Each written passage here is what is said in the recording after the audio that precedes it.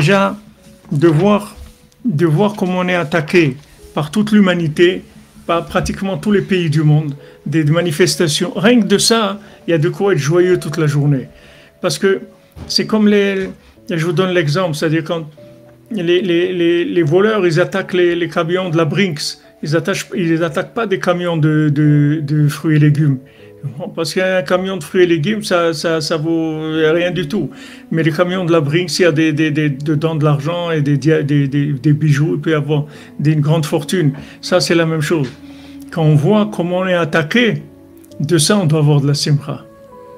De ça, on doit avoir de la simcha. Parce que Hachem, il va nous délivrer, ça c'est sûr.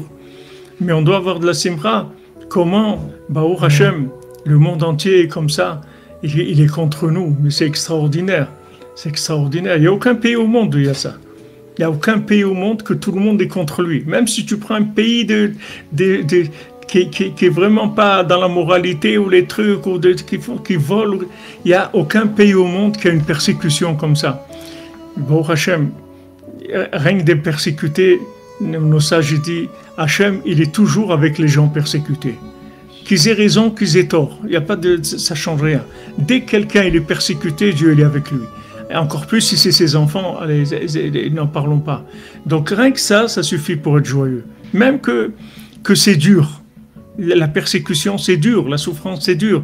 Mais ça donne il vaut mieux être persécuté et savoir, comme il dit Rabbi Nathan, pourquoi il me persécute? Parce qu'il a le Mashiach dans ses mains. C'est pour ça que les gens ils le persécutaient. Pourquoi ils ont persécuté Rabbi Nathan? Ils voulaient le tuer. Parce qu'il avait ce qu'on est en train d'étudier. Il avait la Géoula entre ses mains. C'est pour ça qu'il était attaqué. C'est la même chose. Il faut savoir qu'on est attaqué parce qu'en fait, c'est le centre de gravité du monde. C'est ça que les gens ils attaquent. Et ils ne savent pas qu'en fait, ils s'attaquent eux-mêmes. Eux croient qu'ils nous attaquent à nous. Nous, ça ne va rien faire. Nous, ça ne va rien changer parce que nous, on a déjà fini, on a déjà gagné. Ça ne va rien changer dans le cours de notre histoire. Ils n'ont pas compris, les gens, depuis le début de la création, qu'il n'y a personne qui peut changer l'histoire du Ham Israël. Il n'y a personne qui peut arrêter le Ham Israël. Tous les peuples qui avaient, combien des peuples ils ont disparu et combien tous les peuples qu'il y a aujourd'hui, c'est pas les peuples qu'il y avait avant, c'est d'autres, c'est nouveau. Même les Français et tout, c'est pas avant, la France ça n'existe pas depuis la création du monde. Il n'y avait pas la France. C'est des pays qui se sont construits après. Le Ham Israël, c'est toujours la même chose. On est toujours là. Il n'y a personne. Donc, gagner, c'est sûr qu'on a gagné. Finir, c'est sûr qu'on va finir.